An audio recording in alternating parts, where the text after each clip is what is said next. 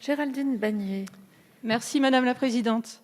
Mesdames les ministres, de nombreux articles de presse dans mon département de la Mayenne relatent les difficultés de nos étudiants à trouver une entreprise où effectuer leur stage. Or, l'effectivité du stage conditionne l'obtention du diplôme. Quelques cas parmi d'autres évoqués: diplôme d'État en économie sociale et familiale, DUT technique de commercialisation, licence professionnelle accompagnement de public spécifique. Les étudiants font état de très nombreuses lettres envoyées sans résultat, alors que se profile la fin du délai prévu pour l'obtention du stage. C'est forcément source d'angoisse pour eux. Ils utilisent aussi la plateforme régionale choisirmonstage.fr, mais hélas, ça ne correspond pas toujours à leurs attentes. Pour ce qui est de l'apprentissage, pas simple non plus de trouver une place en hôtellerie-restauration. Des rêves brisés se multiplient, même si nos entreprises se mobilisent du mieux qu'elles le peuvent pour répondre aux demandes. Certains étudiants censés être en alternance ou en apprentissage se retrouvent avec ce statut privés en fait de rémunération comme de bourses ou aides spécifiques.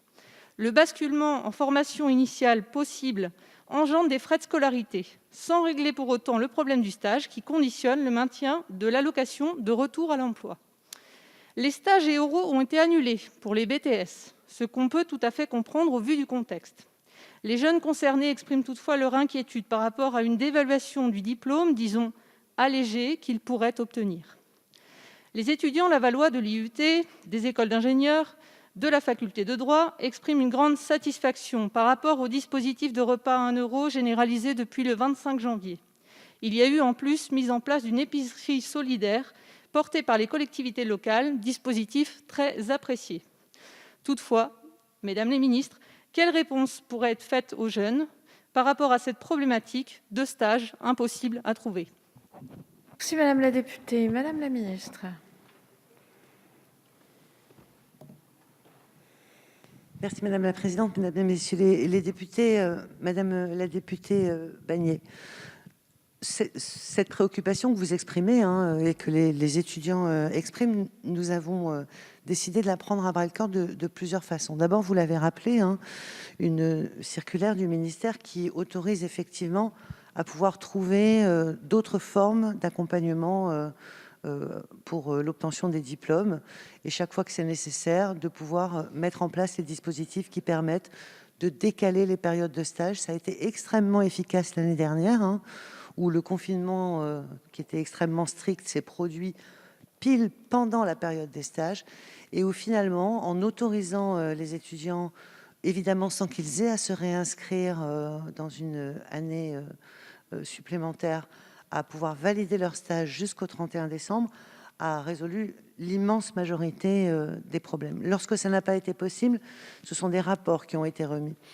Vous évoquez la crainte des étudiants de voir leur diplôme dévalorisé. Moi, ce que j'ai envie de leur dire, parce que c'est ce que me disent les entreprises, c'est que tout le monde sait bien que nous avons vécu une année exceptionnelle, et que donc, bien sûr, les entreprises sont tout à fait conscientes que parfois, les étudiants n'auront pas pu réaliser de stage pratique. Mais c'est vraiment une forme de solidarité nationale qui doit être mobilisée dans ce cas-là. Et les entreprises sont prêtes à le faire.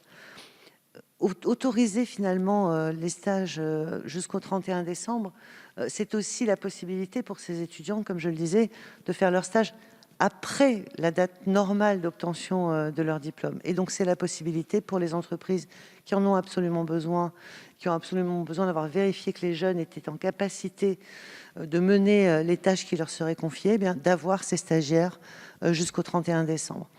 Le deuxième dispositif, je l'ai mentionné, il se travaille établissement par établissement, localité par localité, pour mobiliser les offres de stage, mais que ce soit les grands groupes ou les PME, tout le monde est en train de le faire, et je ne doute pas que nous trouverons les 900 000 stages nécessaires à la diplomation de l'ensemble de nos étudiants.